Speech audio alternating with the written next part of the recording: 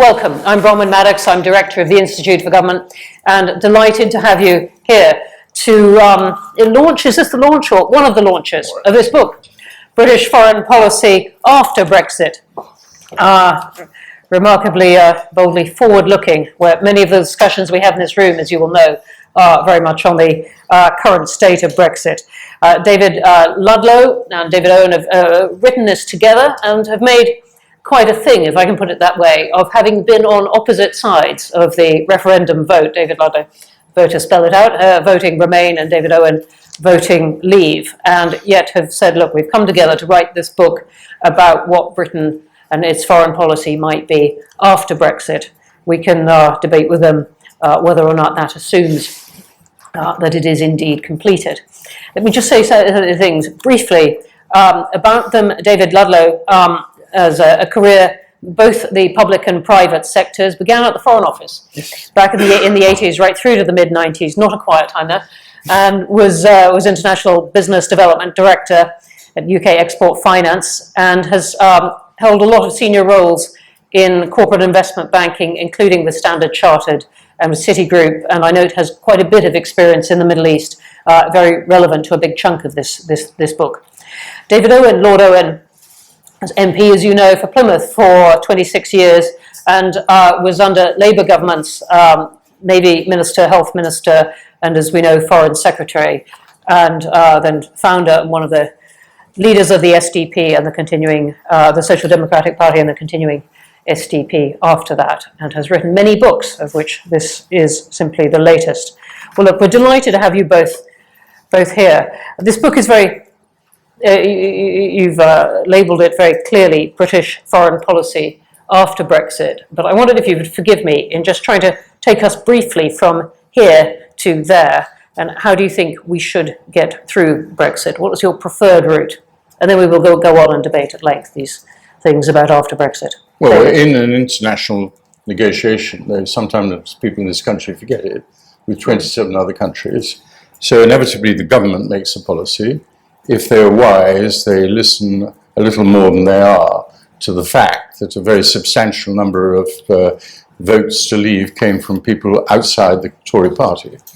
But it's clear to me what's going to happen. There will be, as the Prime Minister said, an implementation period. This is the big gap for the Brexiteers. Many of them, and including me, hoped this could all be done in 2 years. Once it became inevitable that was not going to be conceded by the EU and probably not possible, then you had to change your strategy. You had to think what you're going to do in the transitional period. And it seems to me obvious that an element in that, whether it's bespoke or not, is to continue as a contracting party to the EEA agreement. And that's, I think, the basic building block. If you want to keep customs union, I think it's difficult to negotiate that, but if you can keep it for the implementation period, I don't particularly object. I wouldn't seek it. But you also need some other adjustments, and which is why I think it would be a bespoke agreement for the City of London, which is not covered by the EEA agreement. There are parts of that. But I think it has to then go to what is the end purpose of the implementation period, and I think it's a better word than transition, because it implies already in the Article 50 framework, you will have set the context. Now, you should be quite open about it. It will be similar to the Canadian Free Trade Agreement. You don't need to go over all, the vast majority of the text was anyhow negotiated primarily by Britain, because Britain is such a big part of the Canadian market, far bigger than any. Germany comes second and way down, actually, and then other smaller countries. So I would fix on that and get some finality in what you're after, and then during that period, we must be ready to pay quite substantial sums of money, because we are, in effect, continuing for us an important period as part, economically and financially, of the EU. Now, what that money sum is, I don't know, or how long that transition lasts. So it should be more generous than probably people would think, and it's not for me to put figures around. And that, I think, will be the end result, unless some madness grips key figures in London and in Paris and in Germany and in Berlin, and I don't think that will happen. And I remind everybody that it's not just Article 50, it's Article 8, which is about good neighbourliness. All right, so just to be clear, you're talking about an implementation period during which we'd be a member of the European Economic Area. We already are. We already are, so we continue those, and then aim for a free trade agreement, a bespoke one, but heavily modelled on the Canadian deal. Yeah. All right. David, how do we get from here to some destination of your choosing, which doesn't have to be that one? I think that was why we started where we started from, and not having to deal with this tricky path there. And I think we would have had a lot more differences in writing the book if we tried to start from day one as to how we got there and then what came next. I mean, the reason I voted Remain was very much to keep the economic benefits of being in the Union. I think it's critical that we maintain as much of that as possible, but we do have to realise the sort of negotiation we're in, and certainly from my perspective, I'm not sure there's enough reality in the negotiating position. We're up against 27 countries who have agreed their position. It's amazing that they've got an agreed position. I think, given the decision making in Brussels, the chance of them deviating huge amounts of flexibility, I find limited, and I think we need to be motoring on now, realising that there's not as much flexibility as we would clearly want,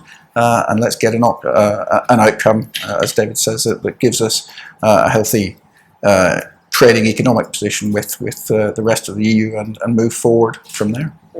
All right, let's try and jump forward in time to that point and assume this is done. You've been in the Foreign Office, you've been in banking. Do you feel, sitting here, that Britain's position is going to be diminished by Brexit? I think that we've got to do our best to make sure it's not diminished. I don't think we should accept that it's automatically diminished by leaving. Clearly the dynamic changes, and I think that's the key in these negotiations, is making sure that we come out of it in a position to grow, to benefit from the independence that we'll have. So I don't think we should go in there feeling we are necessarily going to be diminished. I think we also have to be realistic and not live in cloud cuckoo land that it's going to be easy. I think we have to choose the battles that we fight carefully. So if what advice would you give the Foreign Secretary after Brexit, making Britain's foreign policy? What has Britain got to offer? I mean, how would you go about positioning Britain after this fairly significant change in its relations? I think it's a very significant change, and it's easier for me perhaps because I've lived when Britain did have foreign policy which was not completely bound by the European Union, and political cooperation was in its infancy when I was Foreign Secretary, and previously when I was Navy Minister, and we were a substantive presence around the world. We had a navy apart from anything else. So I think that we will restore a position that we've had for centuries. And I don't think, therefore, we're going out into the unknown. We took a bet, some of us, I took that bet, that we would be strong enough to stop a United States of Europe emerging. I took Gates School's warning in 1962 very seriously. I was on his side. He was the politician I admired most, and he said, we have to be aware of it. He was serious before he made his judgment that we should not get into a United States of Europe, and therefore warned about the then common market, is he talked to Monet, and he talked to Spark. He was a serious man. And I think myself that when we saw what Cameron had, that was the moment when I finally made up my decision. That none of that was going to stop a United States of Europe emerging, and I think it has always been inherent in the Maastricht Treaty. And so that's the fundamental reason that I have left, in mind and in spirit and in energy. I did my utmost to stop it happening. I wrote a book in 2012 which wanted to restructure Europe, which in those countries that didn't want to join the Eurozone would be allowed free movement, would be able to stop free movement of labour. And that would be in the compromise. You could have brought Turkey into this wider European setting. And for a moment, it looked as if it would work. The then editor at the time supported it wholeheartedly and gave it terrific coverage. And I went to see Osborne, and he was courteous, and he let me go and talk to the Treasury officials. And I thought there was a chance that we would negotiate. And we didn't do a single thing. And I think it's a great tragedy. We need not have left the European Union. We could have changed it in a hardcore Eurozone, smaller than it currently is. And they will have to now try and do that.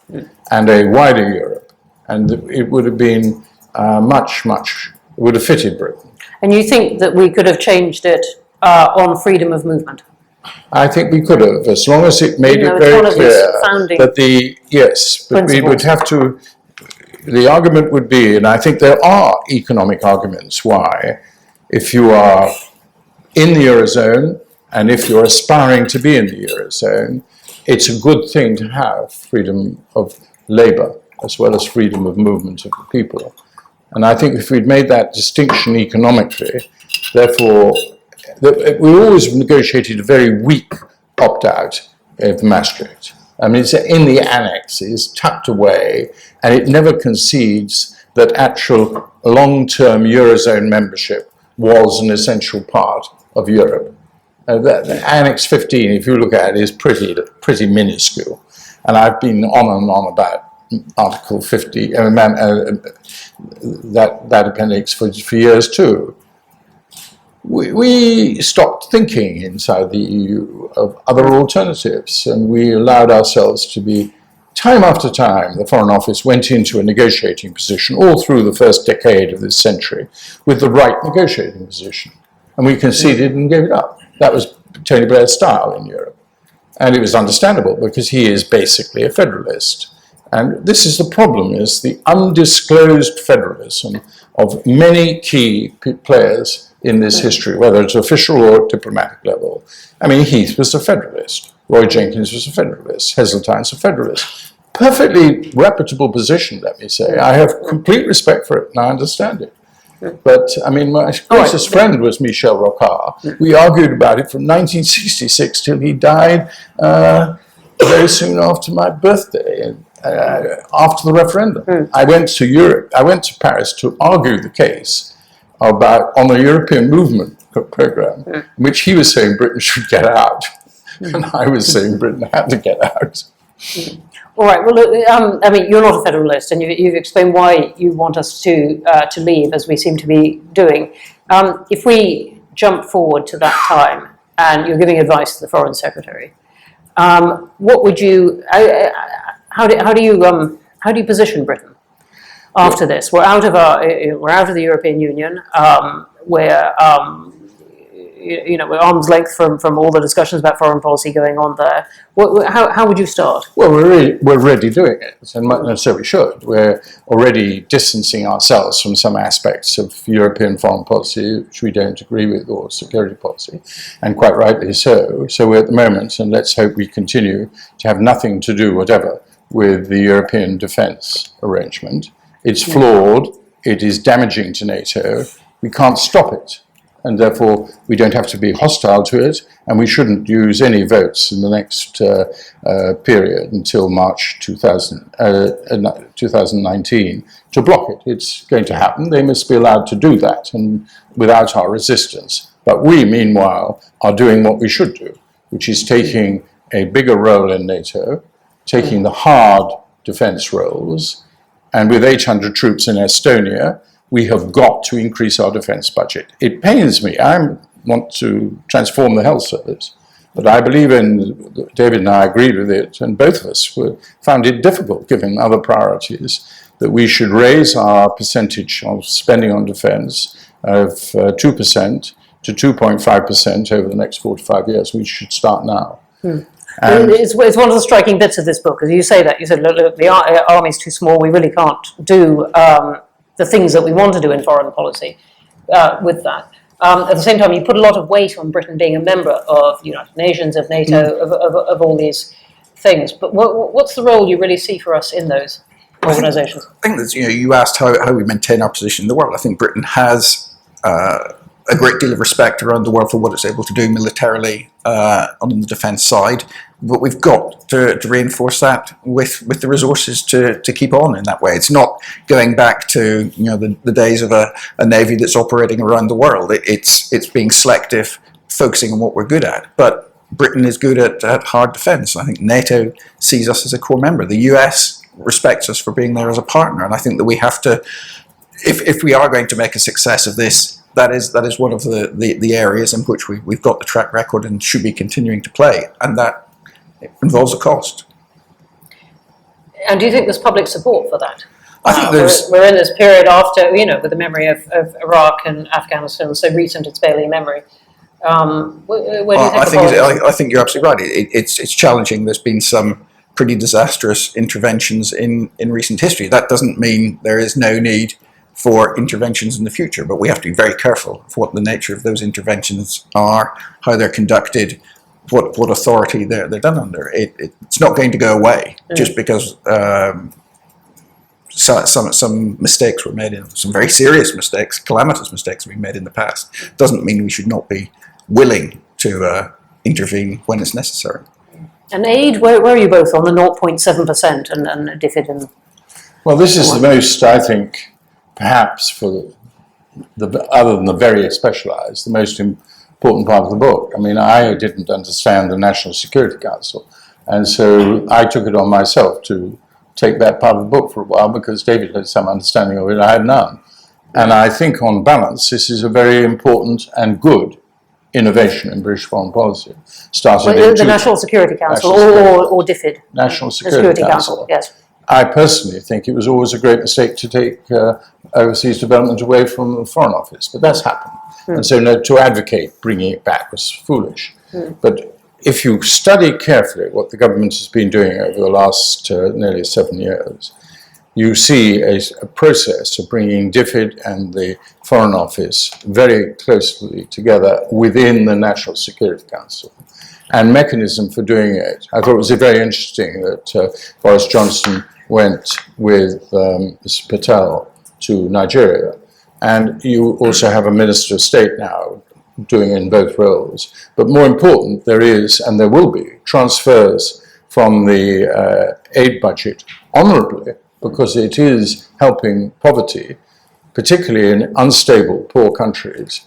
You cannot expect a country like us to put our Ministry of Defence spending into that area of stability within things when it's got so many other calls on it. And therefore, within the NSC, and we spell it out very clearly, there are a lot of complex measures now for transferring of resources to where it should be. Of course, the criteria there is linked to poverty in the countries. So you're not changing the 0.7%. You wouldn't get it through Parliament anyhow. You are changing it in the context of your national security apparatus, and you will see, I believe, a much better allocation of that 0.7% for the purposes of poverty than what we're seeing. And let's face it, the DFID has been a disaster in terms of where it spent money very badly. It takes great chunks of this money just go off to international agencies without anywhere. The World Bank, the EU itself, all this kind of thing. Sometimes good ones and things, but without enough things. On the other hand, there are aspects of DFID's development which is far from disastrous. It's actually very innovative and very substantial. So it's you get rid of the disaster areas and build up on those areas of DFID. But there's a sort of glazed look that comes across some politicians, and they make their reputations on the Tory party actually more almost than the left, in thinking that what matters is this magical figure of 0.7%. So you dole it out right when near the end of the budget, regardless. It has got to come under control. It needs, of course, changes in its civil service personnel too. But I think the framework that's there now is very important and actually beginning to work. You talk about quite a bit in the book about the values underpinning British foreign policy. You say, look, we don't want to be extreme about this.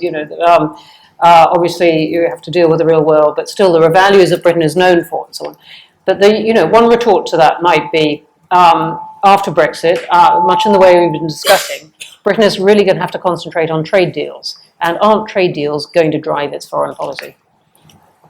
I think trade deals are clearly going to be a key part of what we're doing going forward, but I think it's got to be underpinned by a wider, as we argue in the book, by a wider set of values that we live up to. I don't think you're going to create or be focused on trade deals that are going to be undermining a stance on human rights, etc. I think that we've got to get the balance. I think I agree with David on the importance of the NSC, and certainly having just come out of Whitehall sort of 6 months ago, seeing how, or the need for all departments to be working together and being coordinated. So it's not a foreign policy, it's driven by our trade policy solely, that people are pulling it all together, that the DFID's involvement is in there as well.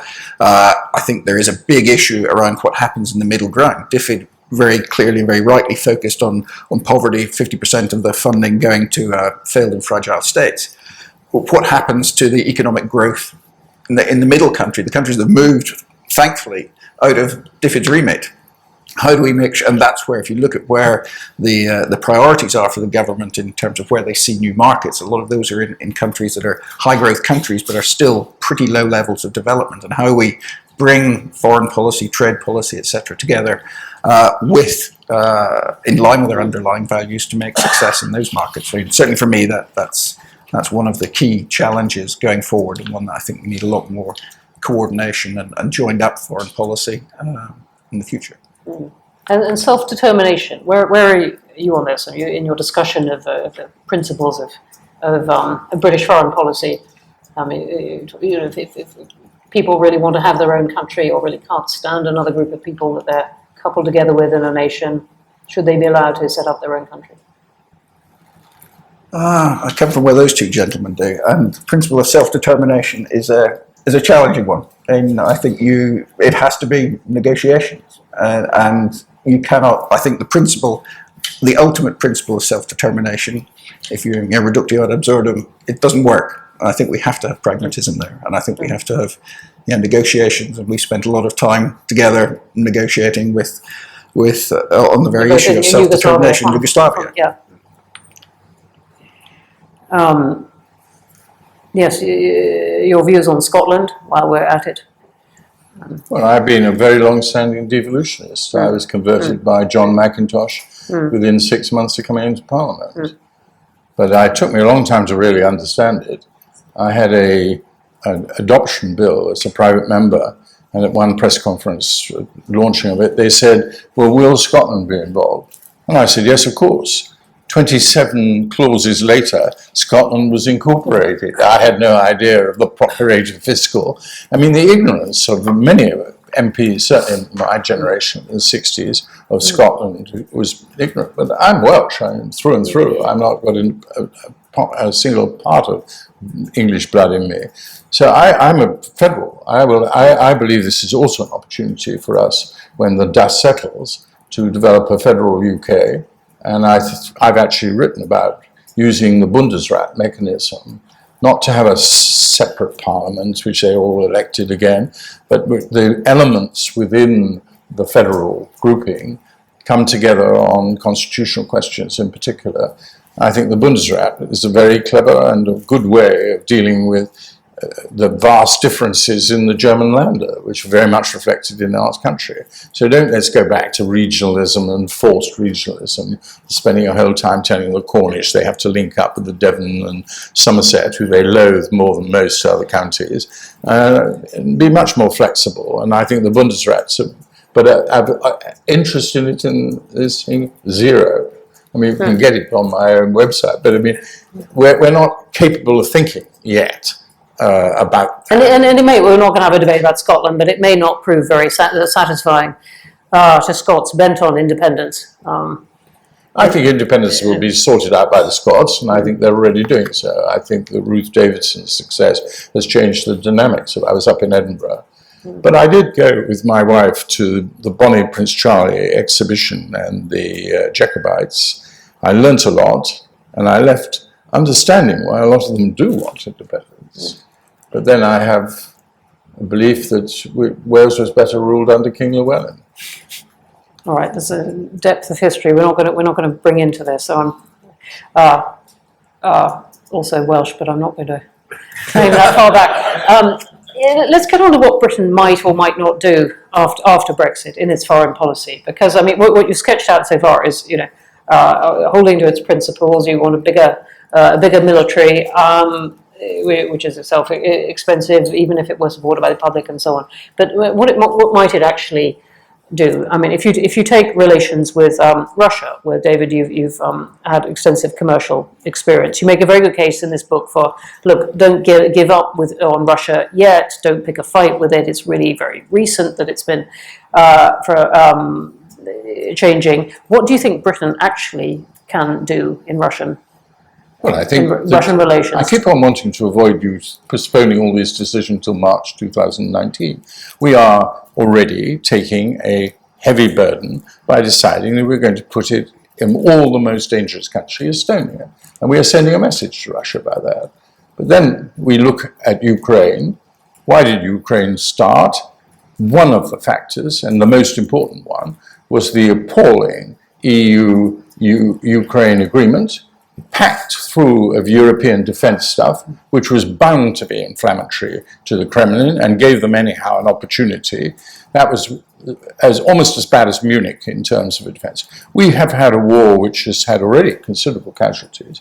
It could have been a very dangerous war. I'm sorry, it was almost as bad as Munich in what sense? I mean, the sheer incompetence of coming to a negotiation with a strong power with as weak a hand and as foolish an ideas as Chamberlain. The EU came into a negotiation effectively with the Russians because they were watching the Ukraine agreement with great care, and we took not a blind bit of notice of what they were wanting to do. And I've talked to people, where was the British Foreign Office? Most of them admit they were somehow not involved. And then you go to Germany. Why were they doing? Well, they admit their eye was off the ball. And we have this new structure of a sort of great foreign minister for Europe, totally inexperienced at that stage. I mean, she'd been there for 4 years, but I mean, it was a transfer really period with the new one coming through. This whole mechanism, which was told to us, was just coordination of foreign policies. We were told there were going to be no ambassadors. They would be, of course, they're now called ambassadors. No embassies. They are now embassies. This budget has risen. Right. That's European foreign policy. Yes, it's not a minor matter, though. Don't dismiss it. We're still in a war in Ukraine, and people are still losing their lives. And we talk about Minsk. Minsk is frozen and impossible. It has to be changed. And in my view, the only way you will get out of the problem of all this dry tinder of border disputes in Europe, and it's not just East Ukraine, it's Transnistria, it's Crimea, it's South Ossetia, it's Abkhazia, even Nagorno-Karabakh, and if you were really brave, you would admit Kosovo, and put all of this into a border settlement.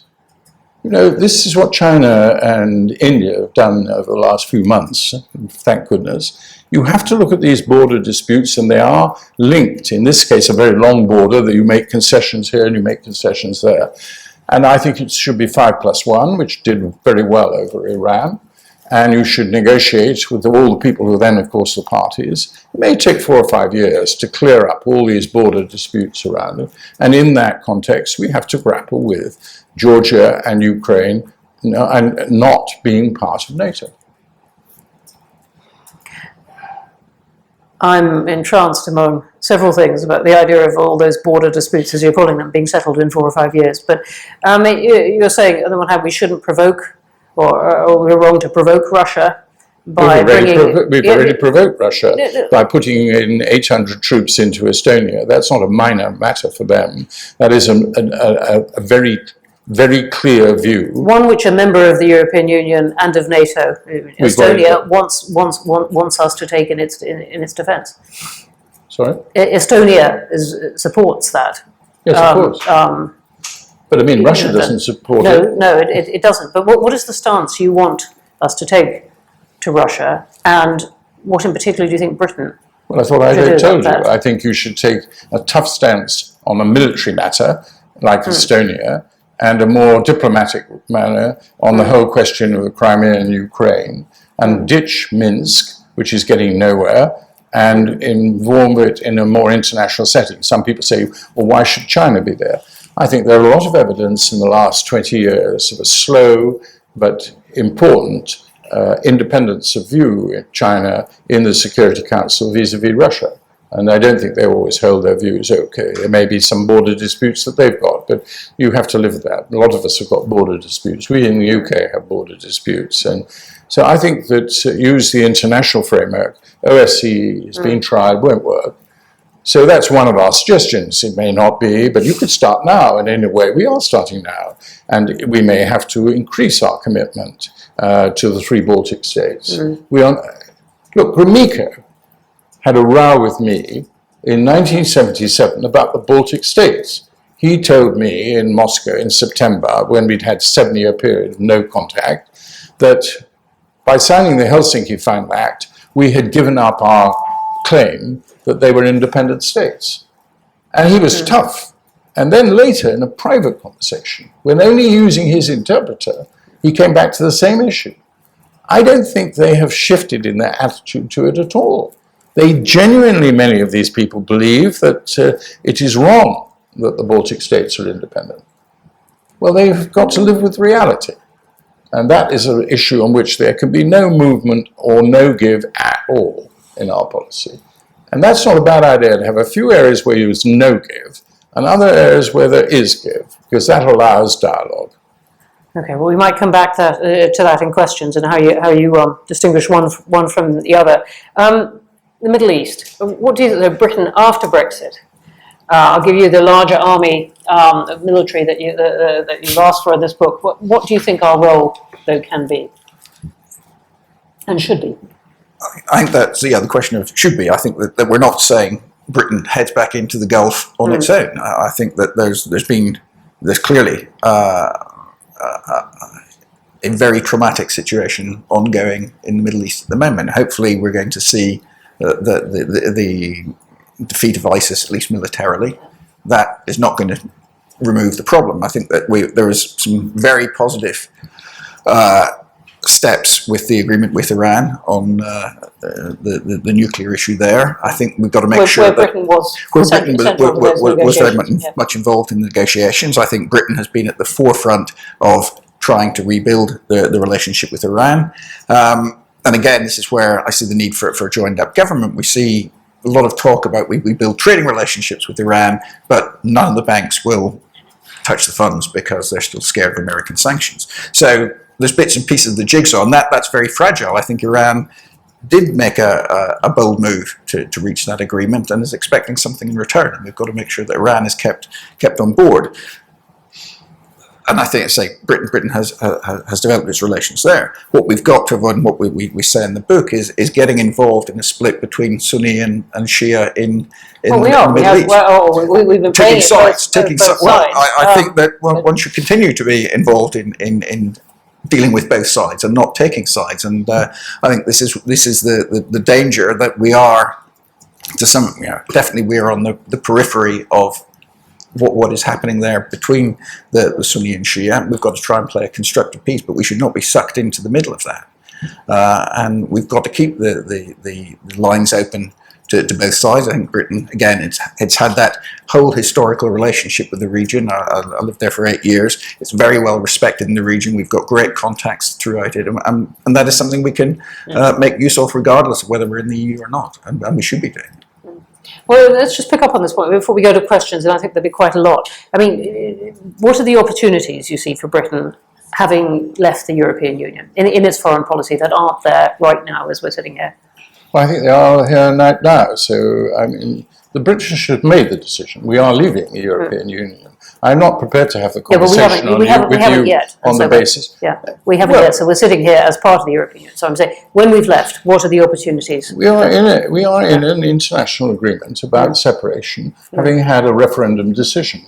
So I'm not in a conversation with you about whether or not we're going to go. I'm not having those conversations. I'm just saying and when we've left. In that situation, it's perfectly right for the government to start to develop a post-Brexit policy.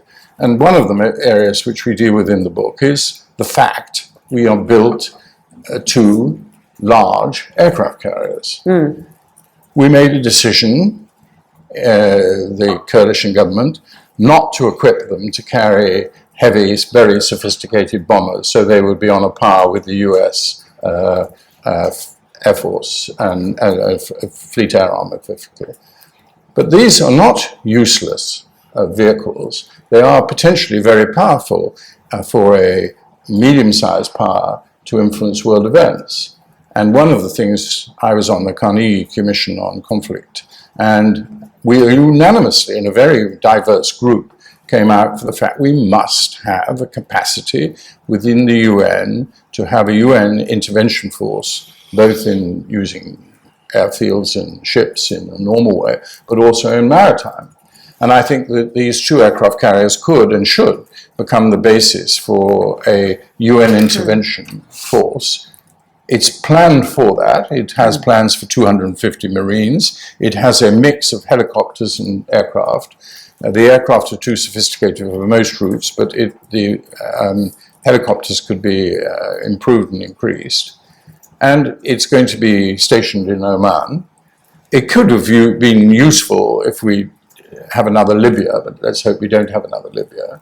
But it could be useful as it was over Sierra Leone. So we'll still have a British role for it.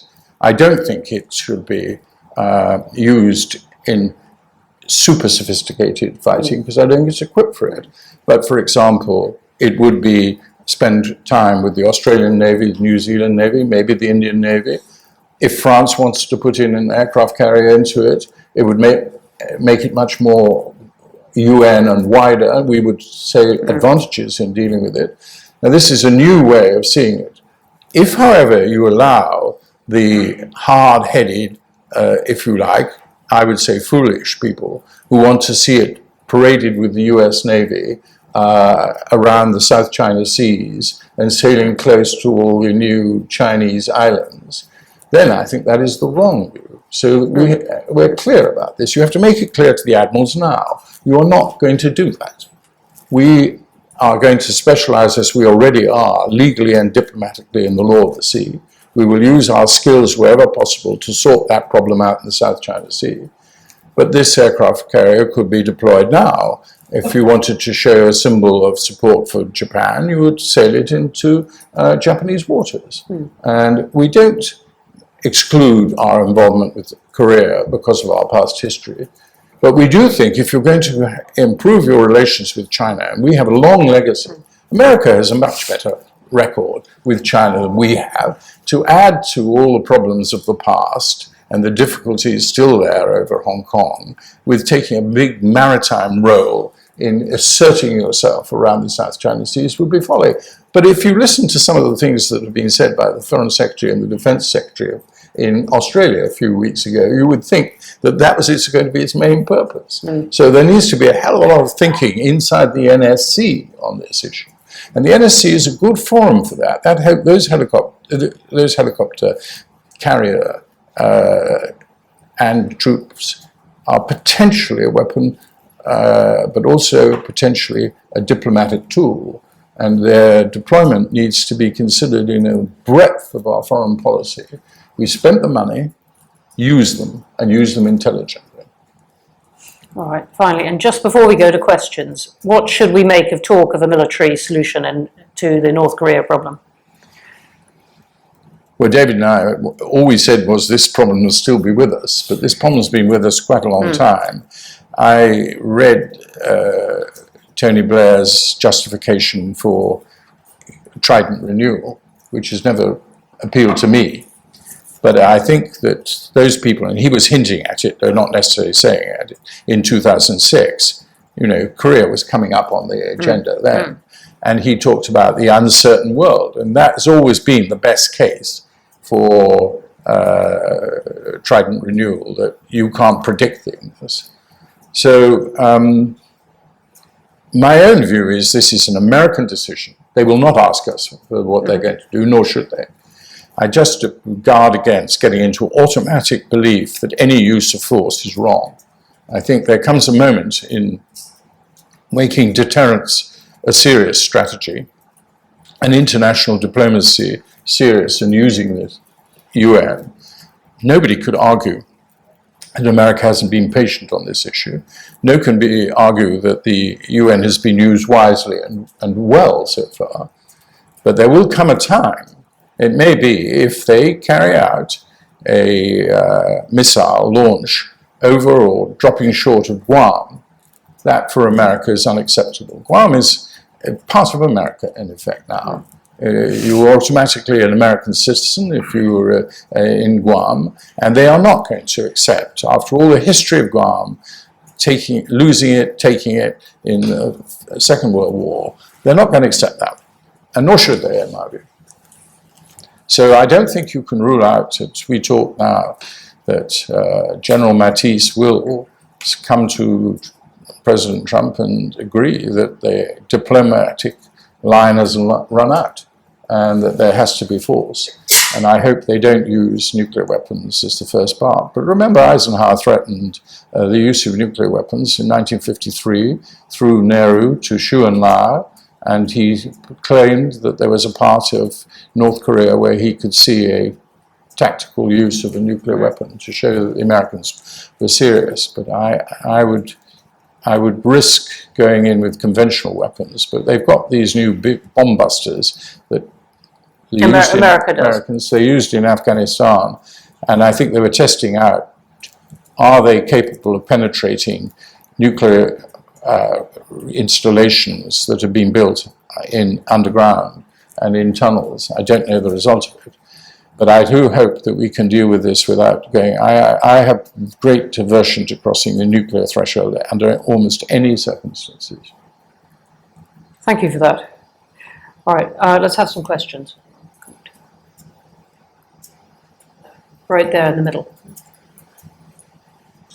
I'm not quite sure if this is the right forum to talk about, obviously, the domestic impact of Brexit, but I'd just like to ask Lord Owen if he regrets at all being on the same side as people like Nigel Farage, and does he worry about the possible impact of Brexit domestically, the difficulties that may result from Brexit in the NHS, and social care, construction, agriculture, lots of the British economy, and also the rise in hate crime, which has been inextricably linked to Brexit vote.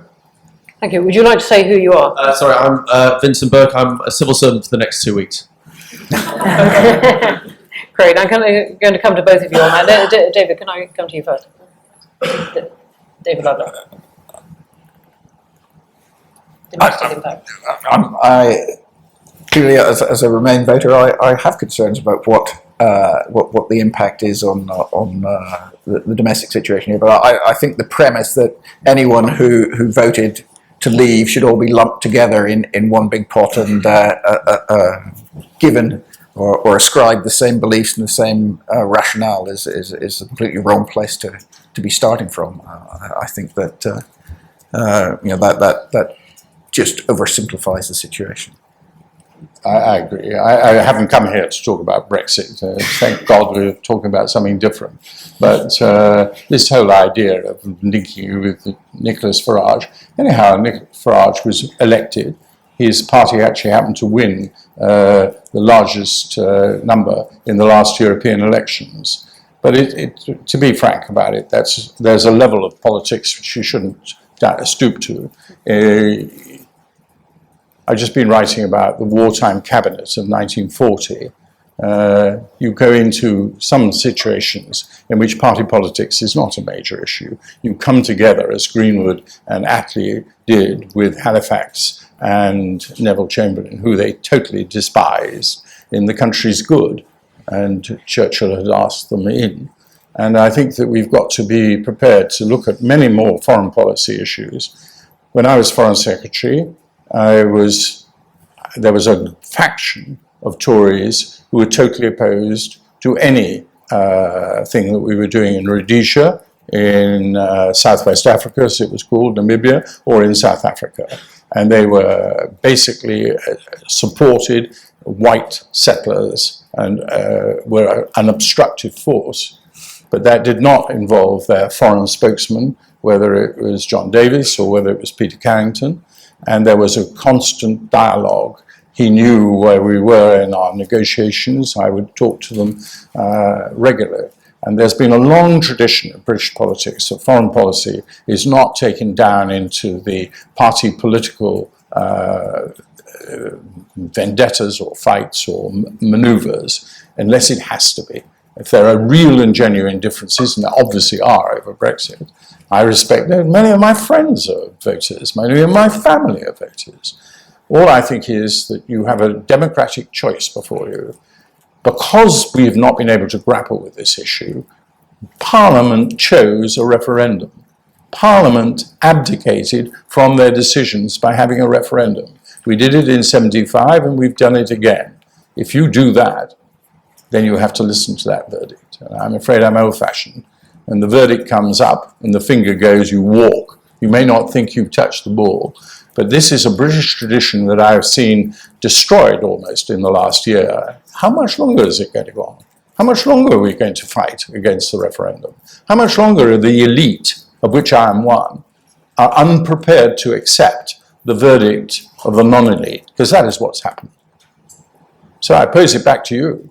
I didn't actually go on a platform with Farage, but I might well have done if I'd been asked. I went on with the locally elected MEP for the West Country, and I had no trouble with it either in my conscience. He made an extremely good speech in a meeting in Plymouth, and Plymouth voted 60-40 to come out. I'm a Plymouthian born and bred. That is a factor which isn't populism, it's democratic. You listen to those people who are closest to you, to whom my home political life is in debt, who voted me for 26 years their MP, and I'm glad to be on their side. I don't feel I'm alien to anything of any of my traditions. I'm a strong European. I did my best to change the direction of Europe and failed. Thank you. Suddenly loads of questions. Right, it's come here.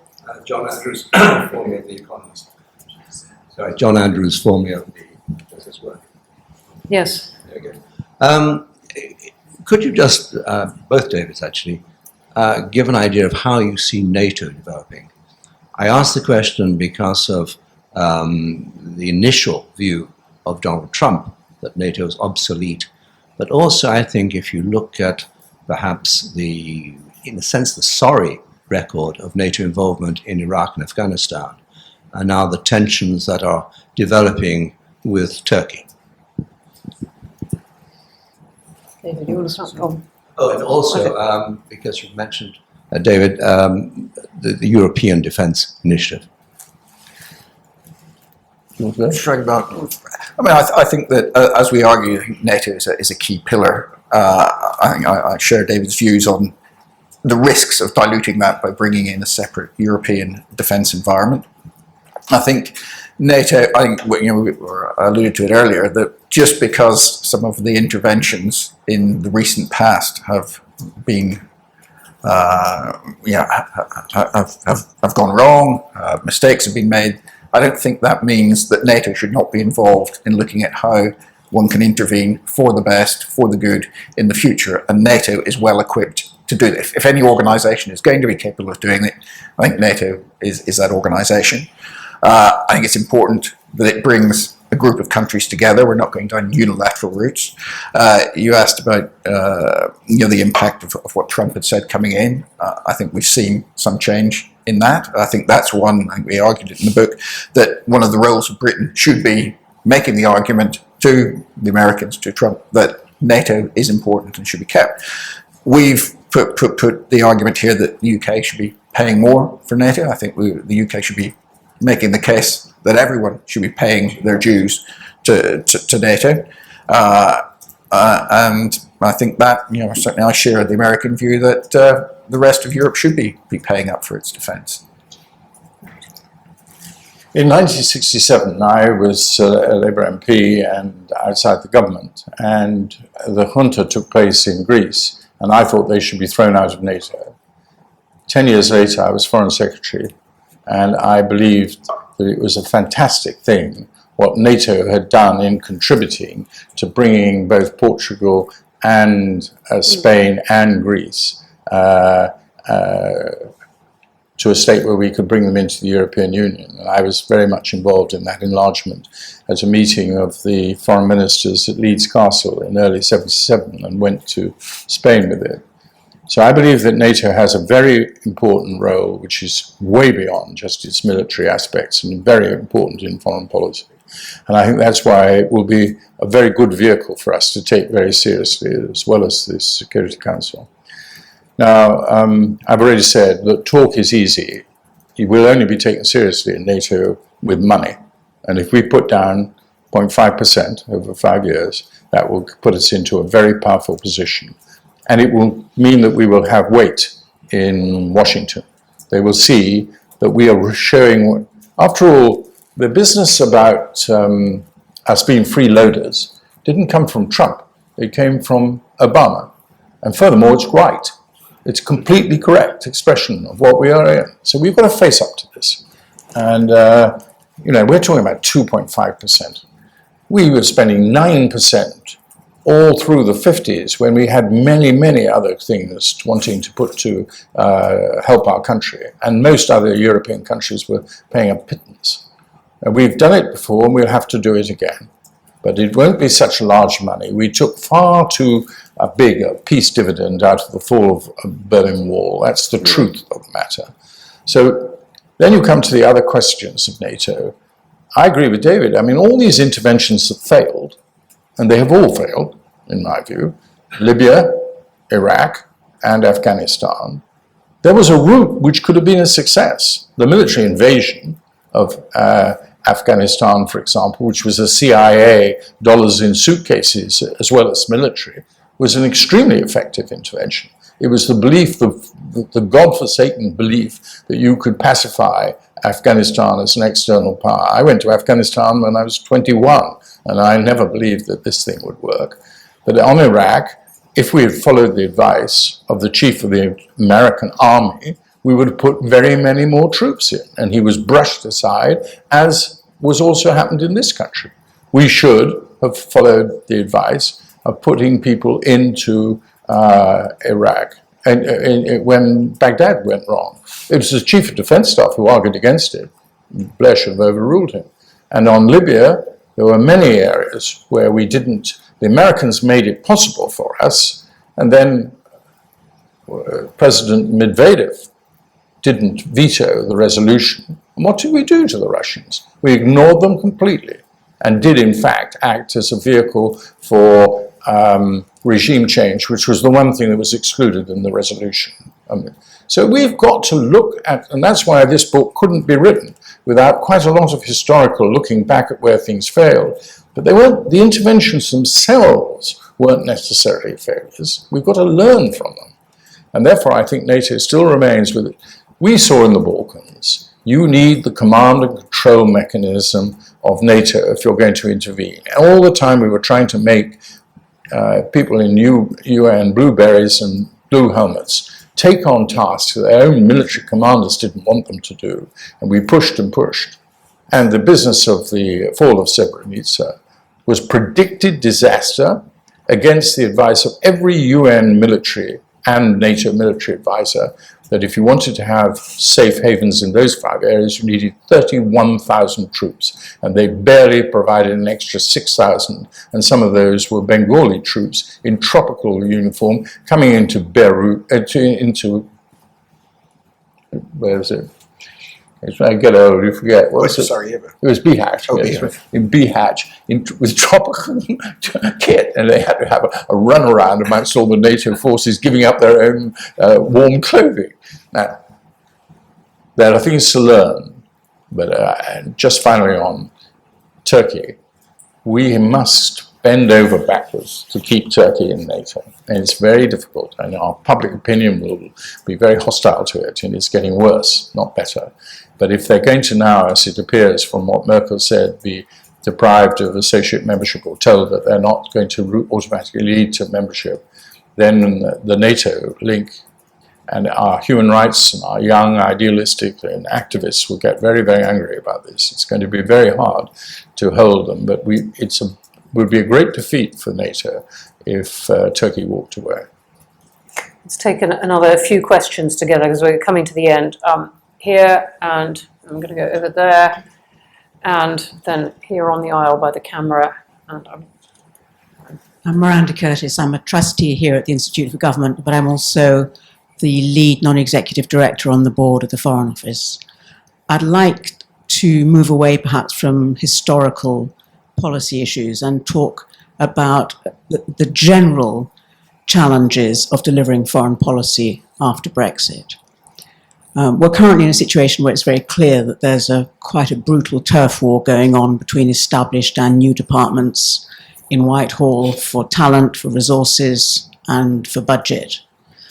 At a time when it's going to be essential to present a global Britain that is coherent in bringing together aid, trade, diplomacy, security, and defence in a way that is both effective and cost efficient.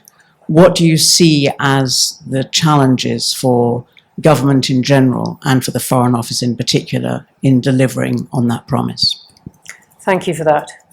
Let's go back to here. Thank you. My name's Mark Norris. I'm a lawyer. I focus on export finance. And actually, my question follows on from the previous question. I think the historical aspect really matters. I mean, as an economy, we are sitting on a massive current account deficit. And I fear that post-Brexit, that actually foreign policy will move to the Treasury and the international financial markets, given the size of our current account deficit. And looking back, it's going to be, I fear that our foreign policy, particularly if we go down a military route, will just be a rerun of Suez, where the financial markets went against us. Okay, thanks very much. And the third one here on the aisle. And real apologies to everyone I can't get in, but I hope you join us for drinks outside afterwards, and there's a chance to talk then. You've talked a lot about hard power. I wonder about soft power, and whether, in particular, is this a sensible moment to be cutting the budget of the British Council and the BBC World Service? I'm John Peet from The Economist. Okay, great. So we've got turf battles in Whitehall. Will our foreign policy be made by the Treasury or other parts? And this last one. David, let me start with you. I mean, I've done a lot of thinking on this, and having sort of been in the Foreign Office 20 odd years ago and come back into Whitehall just a few years ago, and seen the differences.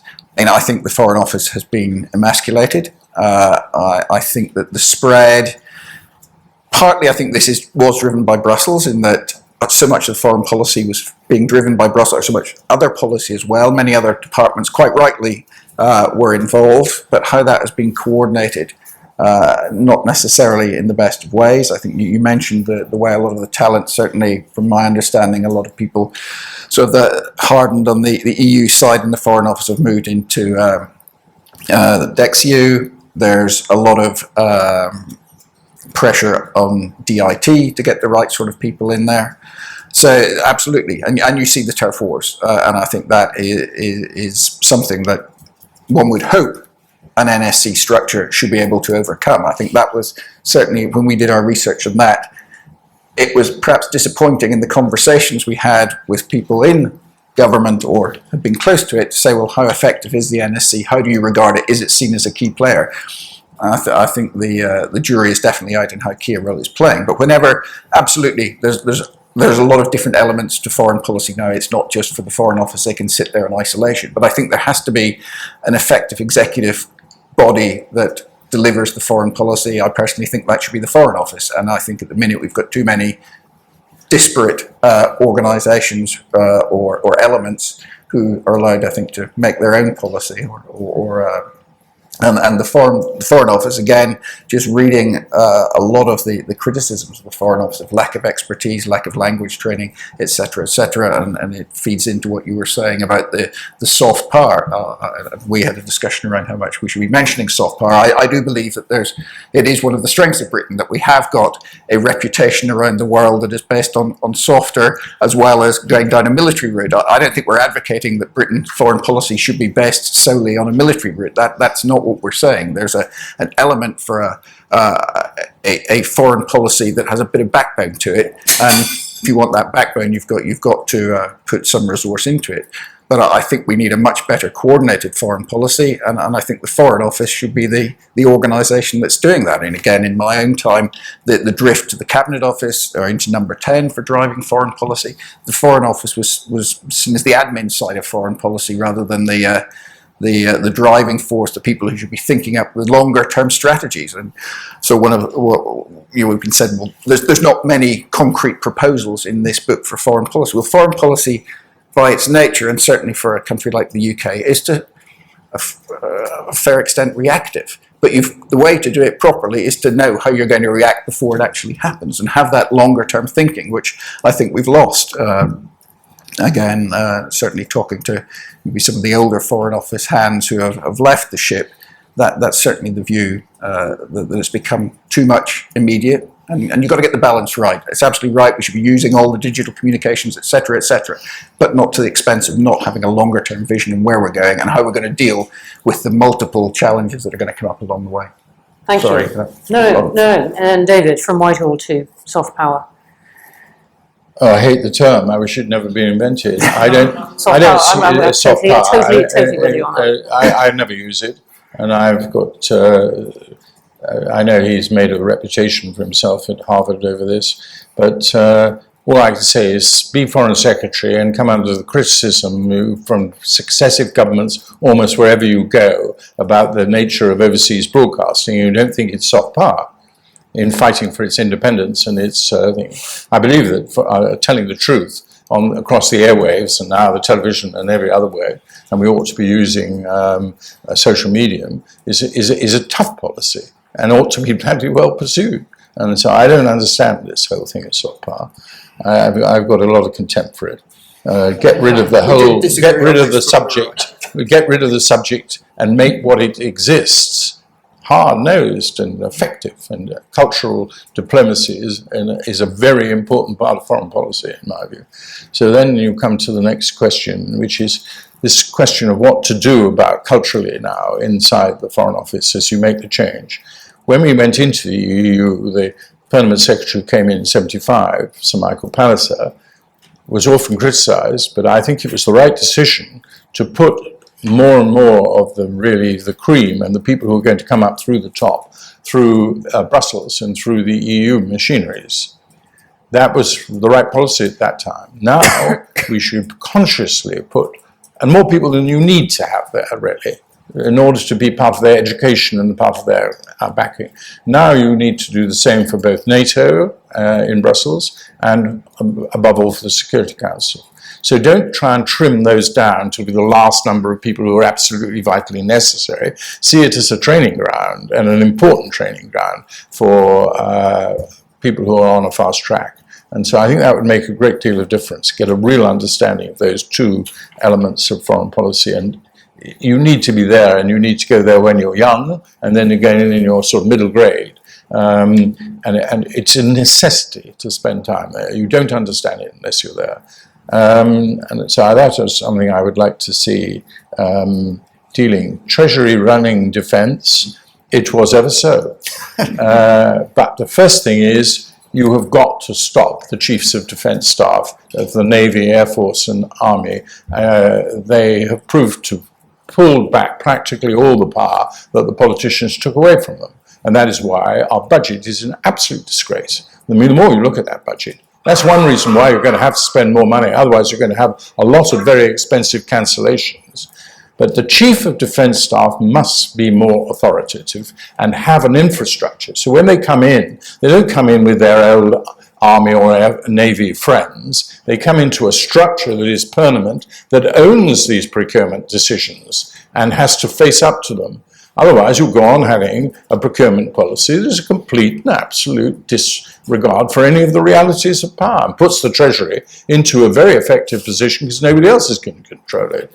So that, I think, is absolutely vital. I think the NSC should make recommendations to the Prime Minister about the powers of the Secretary of State, of the Chief of Defence Staff.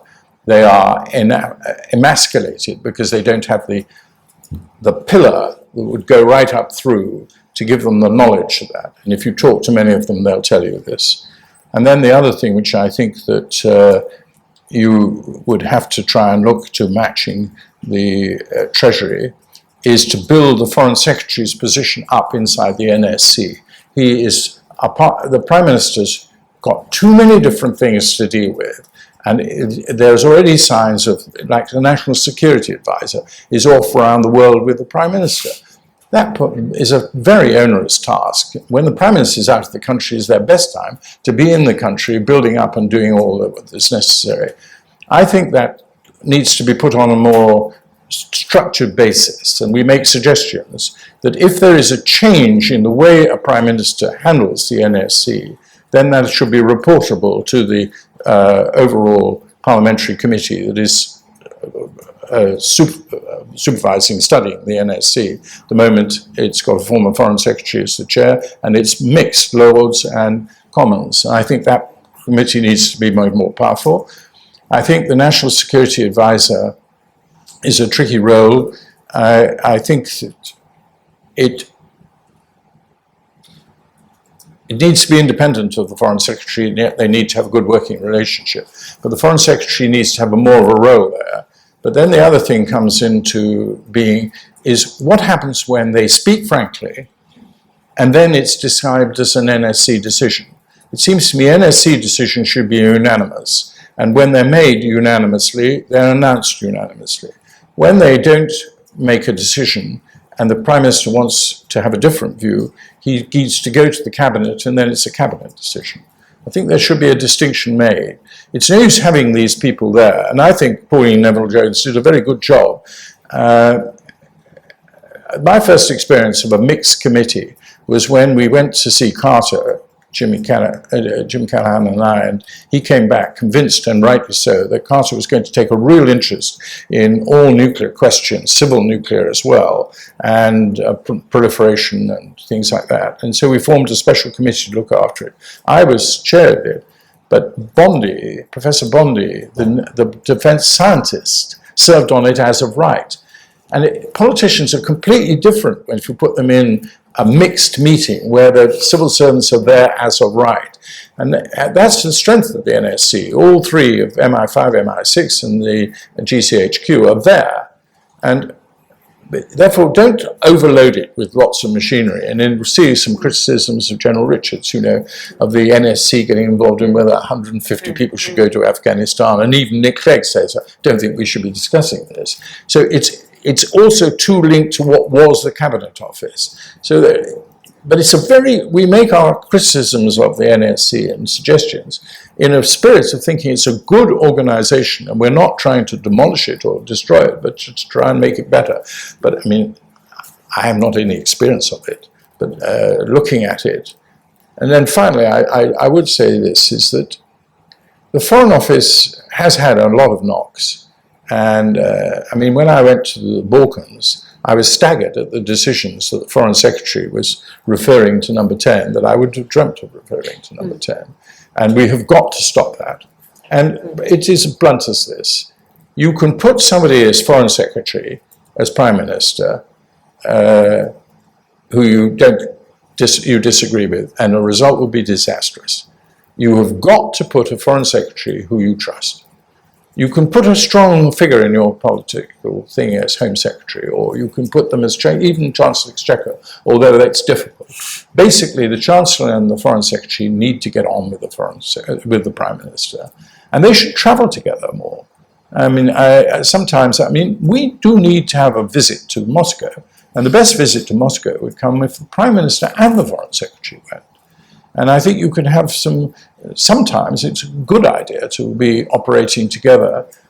And we will miss the contact, which I used to have with Callaghan, with particularly visiting Europe. We never went to a European Council or a meeting without travelling together in the same plane. Now it's considered sort of strange if they travel together. We've got to, if we now remove the contact that comes with the Foreign Secretary and through Europe, we have to find ways of restoring its relationship. And it's very important in my view. So this is all work in progress. It will take time. Not everything is wrong with the EU. There are policies which we supported in the EU which will carry on during this period. We don't need to criticise them. They don't need to change them just because they were EU policies. But we do need, and fairly rapidly, and over the next few months, make some quite big changes in British foreign policy, anticipating that we'll be out in March 2019. Well, thank you very much indeed for that. It would risk not just extending this beyond people's deadlines, but overshadowing the other fascinating things you said if I asked you if we had the right Foreign Secretary. So we can leave that for another time. Thank you all very much indeed for coming. Apologies to those of you who didn't get the questions in. Come and fire them at the two Davids afterwards. Do join us for a drink. And their books, in the traditional manner, are on the table outside, and they may even be persuaded to sign them, I think, if you approach them with a pen. Thank you very much, and thanks to the two Davids.